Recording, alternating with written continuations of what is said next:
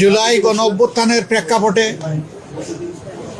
ধারাবাহিক প্রক্রিয়ার মধ্য দিয়ে এ মাসের 12 তারিখ যে নির্বাচন অনুষ্ঠিত হয়েছে, একই সাথে জাতীয় সংসদের নির্বাচন এবং গণভোট অনুষ্ঠিত হয়েছে। এই নির্বাচনে জাতি আশা করেছিল দেশের মানুষ নিঃসংকোচে স্বাচ্ছন্দ্যে উৎসবমুখর পরিবেশে তাদের ভোটের আমানতটাকে তারা প্রয়োগ করবে। দুঃখের বিষয় যে এটা পুরোপুরি প্রত্যাশা পূরণ হয়নি। বেশ কিছু জায়গায় অনেক সমস্যা হয়েছে, আপনারা জানেন, ওইদিকে আজকে আমরা যাচ্ছি না। আজকে ছিল নির্বাচিত জনপ্রতিনিধিদের শপথের দিন। আমাদেরকে চিঠি দেওয়া হয়েছিল গতকাল গভীর রাতে, যেটা আমাদের জন্য কিছুটা অস্বস্তিদায়ক ছিল। তারপরে আমাদের নাগরিক দায়িত্ব হিসাবে দেশবাসীর প্রতি সম্মান রেখে আমরা এসেছিলাম শপথ নিতে। ইতিপূর্বে বেশিরভাগ ক্ষেত্রেই আমরা লক্ষ্য করেছি একই দিনে একই সময়ে শপথ অনুষ্ঠান অনুষ্ঠিত হতো। এবারে বোধহয় আপনারা তার ব্যতিক্রম লক্ষ্য করেছেন। সরকারি দল আমাদের আগে তারা শপথ নিয়েছেন। আমাদেরকে সংসদ সচিবালয় থেকে যে পত্র বা চিঠি দাওয়াতনামা দেওয়া হয়েছিল, সেখানে 2টি শপথের কথা উল্লেখ ছিল। বলা হয়েছিল সংসদ সদস্য হিসেবে আমরা প্রথমে শপথ নিব, একটা সাদা ফর্ম আমাদেরকে বিলি করা হবে, প্রয়োজনীয় লেখাজোখা শেষ করে আমরা সেটা জমা দেব। আরেকটা শপথ হবে জুলাই চার্টার এবং গণভোটের যে প্রজ্ঞাপন হয়েছিল তার ভিত্তিতে সেই শপথটা গণভোটের শপথ, সংস্কারের শপথ। এইখানে সংস্কার পরিষদ সদস্য হিসেবে আমরা আরেকটা শপথ নেব। আমরা হলে প্রবেশ করার পরে সংসদ সচিব আমাদেরকে জিজ্ঞেস করলেন যে স্যার, সকালবেলা সরকারি দল তারা শপথ নিয়েছেন, তারা শুধু সংসদ সদস্য হিসাবে শপথ নিয়েছে, আপনারা কি করবেন? আমরা তখন বললাম যে আমরা 2টিরই শপথ নিতে এখানে এসেছি। আমাদের তো গভীর রাতে আপনারা দাওয়াতনামা পাঠিয়েছেন, তারপরে আমাদের কোনো কনসার্ন থাকলে আগেই আমরা জানাতাম। আমরা কেন 2টা শপথ নিলাম, ওনারা কেন একটা নিলেন? ওনারা কেন নিলেন তার ব্যাখ্যা ওনারা দিয়েছেন। আমরা যে ব্যাখ্যাটা দিতে চাই, আমরা মনে করি যে 26-এ কোনো নির্বাচন হওয়ার কথাই ছিল না। এই 26 সালের নির্বাচনটা হয়েছে 24-এর গণ অভ্যুত্থানের কারণে। আমরা গভীর শ্রদ্ধার সাথে যাদের কারণে আজকের এই নির্বাচন, আজকের এই সংসদ, আমি তাদেরকে স্মরণ করছি, যারা জীবন দিয়ে দুনিয়া থেকে বিদায় নিয়েছেন। আল্লাহ তাদেরকে শহীদ হিসাবে কবুল করুন। যারা লড়াই করে আহত হয়েছেন, পঙ্গু হয়েছেন, তাদের প্রতি আমাদের গভীর সমবেদনা। আল্লাহ তাআলা তাদেরকে সুস্থতার নিয়ামত দান করুন। আর নির্বিশেষে গোটা দেশবাসী ফ্যাসিবাদের বিরুদ্ধে সেদিন লড়াই করেছিল, আমরা তাদের প্রতি গভীর কৃতজ্ঞতা প্রকাশ করছি। সম্মানিত সাংবাদিক বন্ধুগণ, আমরা আজকে হয়তো শপথ নিতে ভিন্ন চিন্তা করতে পারতাম, কারণ জুলাইয়ের আকাঙ্ক্ষা এবং গণভোটের রায়, এই 2টার প্রতি সম্মান দেখানো রাজনৈতিক দল হিসাবে আমাদের পবিত্র দায়িত্ব আমরা গণ্য করেছি। আমরা গণভোটের রায়কে সম্মান করেছি, জুলাইয়ের আকাঙ্ক্ষাকে সম্মান করেছি, যারা আমাদেরকে ভোট দিয়েছেন তাদেরকে সম্মান করেছি, এবং আমরা একমত হয়েছি যে এই শপথ নেওয়া আমাদের কর্তব্য।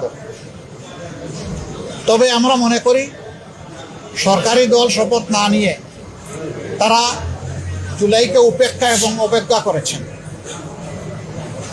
এতে জন আকাঙ্ক্ষার বিপরীতে তাদের অবস্থান বলে আমরা মনে করি। সংস্কারের বিপরীতে তাদের এই অবস্থান স্পষ্ট। যদিও তারা ব্যাখ্যায় বলেছেন যে সংসদ বসে তারপরে প্রভিশন ক্রিয়েট করে এটা তারা দেখবেন, আমরা এটা দ্রুত দেখতে চাই। যদি তারা জুলাইকে সম্মান করেন, যদি সংস্কারকে তারা ধারণ করেন, যদি আজকে যিনি প্রধানমন্ত্রী শপথ নেবেন তিনি নিজেও নির্বাচনী ক্যাম্পেইনে গিয়ে বলেছেন যে আপনারা গণভোটে হা বলুন, যদি এর প্রতি তারা শ্রদ্ধাশীল হন, আমরা মনে করি তারা ওই শপথটাও নেবেন। কার কাছে শপথ নেবেন সে দাবি আমরা করব না। ওনাদের পছন্দ মতো অ্যাপ্রোপ্রিয়েট অথরিটির কাছে ওনারা নিতে পারেন, আমাদের কোনো অসুবিধা নেই। কিন্তু আমরা দেখতে চাই জুলাই সম্মানিত হয়েছে এবং জুলাই স্বীকৃত হয়েছে। জুলাইকে অসম্মান অশ্রদ্ধা করে স্বীকৃতি না দিয়ে 26-এর এই পার্লামেন্ট নিশ্চয়ই কোনো গৌরবের আসনে বসতে পারবে না। আমরা আশা করেছিলাম তারাও শপথ নেবেন দুইটা, আমরাও নিব দুইটা সকালবেলা। তারপরে তারা আমাদেরকে অথরিটির পক্ষ থেকে দাওয়াত করেছিলেন বিকালের অধিবেশনে, যেখানে মন্ত্রী পরিষদের শপথ হবে, সেখানে অংশগ্রহণ করার জন্য। আমরা প্রত্যেকে 3টা করে কার্ডও পেয়েছিলাম, মানসিক প্রস্তুতি আমাদের ছিল, কিন্তু আমরা এসে ধাক্কা খেয়েছি। আমরা আমাদের জুলাই শহীদদেরকে অশ্রদ্ধা করতে পারি না, জুলাই যোদ্ধাদেরকেও আমরা অশ্রদ্ধা করতে পারি না, যার কারণে আমাদের শত ইচ্ছা থাকা সত্ত্বেও বিকালের এই শপথ অনুষ্ঠানে আমরা যে অংশগ্রহণ করতে পারলাম না, আমাদের একটা আফসোসের জায়গা থেকে গেল। আমরা স্বাচ্ছন্দ্যে যেতে পারতাম যদি আমাদের মতো তারাও 2টা শপথ নিতেন, তাহলে আমাদের কোনো ধরনের কোনো আপত্তির জায়গা থাকতো না।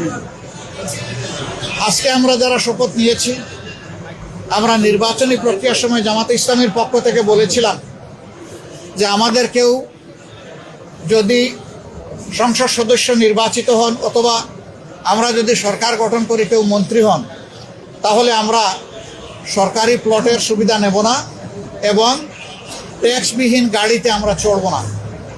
আমরা আজকেও আবার পুনর্ব্যক্ত করছি, আমাদের এই সিদ্ধান্তে আমরা অবিচল এবং অটল।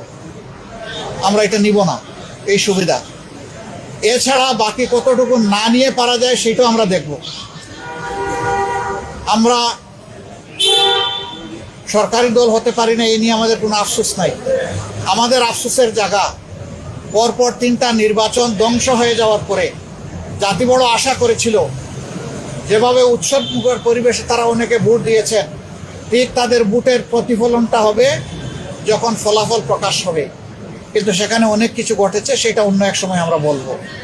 যার কারণে জাতির এই উৎসব ফল প্রকাশের সাথে সাথে মিলিয়ে গেছে। তারপরে আমাদের পক্ষ থেকে আমরা বলতে চাই, আমরা দেশকে ভালোবাসি। দেশ এবং জনগণের ভালোর জন্য সরকারও যদি কোনো উদ্যোগ নেয়, আমাদের সমর্থন তারা পাবে না। কিন্তু যদি আমরা দেশ এবং জনগণের স্বার্থের বিপক্ষে কিছু দেখি, তাহলে আমরা জনগণের হয়ে এই জনস্বার্থ বিরোধী কাজের বিরুদ্ধে আমরা লড়াই করব, আমরা প্রতিরোধ গড়ে তুলব ইনশাআল্লাহ। এবং সেটা জনগণের জন্য, জনগণকে সাথে নিয়ে। আমাদের এই ক্ষেত্রে নীতিমালা একেবারেই স্পষ্ট, তাওয়ানু আলাল বিররি ওয়াত তাকওয়া ওয়ালা তাওয়ানু আলাল ইসমি ওয়াল উদওয়ান। আমরা ভালো কাজের সবগুলাতে সমর্থন করব, কিন্তু যদি স্বার্থ বিঘ্নকারী কিছু হয়, আমরাই সবার আগে প্রতিবাদ এবং ক্ষেত্র বিশেষে প্রতিরোধ গড়ে তুলব ইনশাআল্লাহ। আমরা দেশকে ভালোবাসি, এদেশের মানুষকে ভালোবাসি। আমরা এই শপথ না নিলেও পারতাম, অনেক কিছু হয়েছে আমাদের সাথে, কিন্তু আমরা চাই ক্রমান্বয়ে গণতন্ত্র তার প্রাতিষ্ঠানিক রূপ পাক। এই রূপে ফিরে আসতেই হবে, এর কোনো বিকল্প নেই। এই জন্যে আমরা শত কষ্ট থাকা সত্ত্বেও আমরা সংসদে অংশগ্রহণ করছি এবং ইনশাল্লাহ আপনারা দোয়া করবেন আমরা যেন দেশ জাতির পক্ষে ভূমিকা রাখতে পারি। আমাদের নীতিমালার মাঝে দেশের ভিতরে আমরা চাই প্রত্যেকটি নাগরিক যেন তার নিরাপত্তা নিশ্চিত পায়, দেখতে পায়। মানুষের অর্থনৈতিক মুক্তি যেন আসে, যুবকদের বেকারত্ব যেন দূর হয়, কর্মসংস্থান যেন তৈরি হয় এবং মর্যাদাশীল একটি দেশ হিসাবে পররাষ্ট্র নীতি যেন আমরা নিজেরটা নিজেই আমরা গড়ে তুলতে পারি। বিদেশের সকল সভ্য দেশের সাথে আমাদের আন্তরিক এবং বন্ধুত্বপূর্ণ সম্পর্ক থাকবে, পারস্পরিক শ্রদ্ধা এবং সমতার ভিত্তিতে ইনশাআল্লাহ।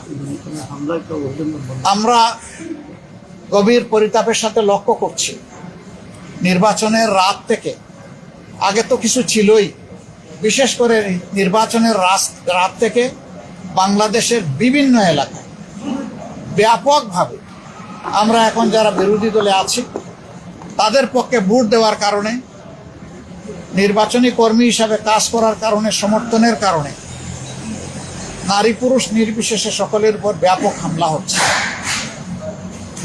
আমার জানা মতো সবচেয়ে বেশি হয়েছে হাতিয়ায়। কিন্তু কোনো জায়গায় এটা থেকে বাদ পড়েনি। আমরা সরকারি দলের কাছে দায়িত্বশীল আচরণ আশা করি। আমরা আহ্বান জানাবো এখনই সেটা বন্ধ হওয়া উচিত। সরকারের জন্য নয়, দলের জন্য নয়, সরকার জনগণের জন্য।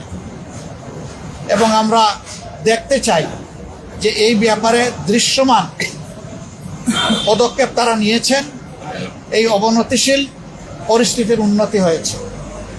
তারা যদি কোনো ইতিবাচক উদ্যোগ নেন, আমাদের অকুণ্ঠ সমর্থন এবং সহযোগিতা পাবেন। কিন্তু আমরা বলবো যে যদি এই ধরনের কাজ অব্যাহত থাকে, আমরা জনগণের পাশে দাঁড়াবো, একেবারেই ফার্ম হয়ে দাঁড়াবো। এখানে আমরা কোনো কম্প্রোমাইজ করব না, কারণ আমরা দীর্ঘ রাস্তা স্বৈরাচারের বিরুদ্ধে লড়াই করে এই জায়গায় এসেছি। বিশেষ করে আমাদের যুব সমাজ, তারা যে ঐতিহাসিক ভূমিকা পালন করেছে, সেই যুব সমাজ এখনো বাংলাদেশে আছে। আমরা সেই যুব সমাজের প্রত্যাশা পূরণে অঙ্গীকারবদ্ধ। তারা যে সমতা এবং বৈষম্যহীন ন্যায় বিচার ভিত্তিক সমাজ চেয়েছিল, সেই সমাজ গঠনে আমরা কারো সাথে কোনোভাবেই আপোষ করব না। এ সমাজ গঠন করতেই হবে। যতক্ষণ পর্যন্ত এই লক্ষ্য অর্জিত না হবে, আমাদের লড়াই ততক্ষণ পর্যন্ত চলবে সংসদে, চলবে রাজপথে এবং চলবে প্রয়োজনে আইনি ময়দানে। সব জায়গায় আমরা লড়াই অব্যাহত রাখবো ইনশাআল্লাহ। আপনারা দোয়া করবেন, পাশে থাকবেন। আমরা সবাই মিলে দেশবাসীর বুকে ধারণ করে সামনে এগিয়ে যাব। আমাদের কাছে দল বড় নয়, ব্যক্তিও বড় নয়। আমরা আমাদের বিদেশি বন্ধুদেরকে অনুরোধ করব, আমাদের দেশের সাথে, দেশের মানুষের সাথে আপনারা সম্পর্ক বৃদ্ধি করবেন। এখানে আপনারা যদি বিনিয়োগ করেন, আমাদের যুবকরা কর্মসংস্থানের সুযোগ পেয়ে যাবে। আমরা এটাকে ওয়েলকাম করব বিরোধী দল হিসাবে। আমরা চাই আমাদের দেশ এগিয়ে যাক। আমরা চাই না দেশ কোনো আর অন্ধকার গর্তে চূড়াবালিতে হামাগুড়ি খাক, এটা আমরা চাই না।